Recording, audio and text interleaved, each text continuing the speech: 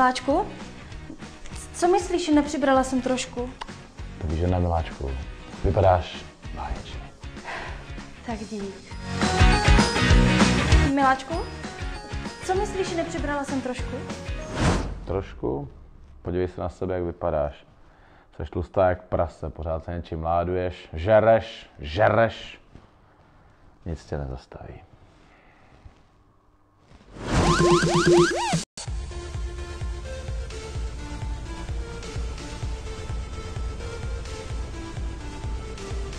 Ahoj, já jsem Martin.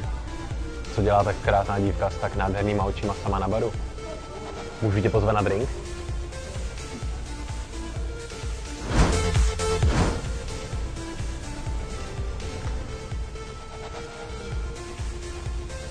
Ahoj, já jsem Martin. Co dělá tak krásná dívka s tak obrovskýma kozama sama na baru? Nechceš na to vlítnout?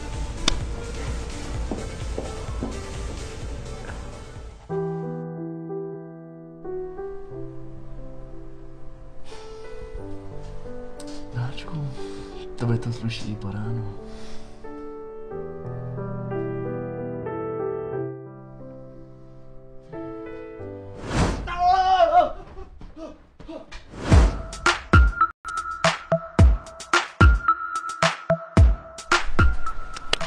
Koukej na ty silikony, to je hrůza. No ty jo, teda, tvoje jsou o moc lepší, Miláčku.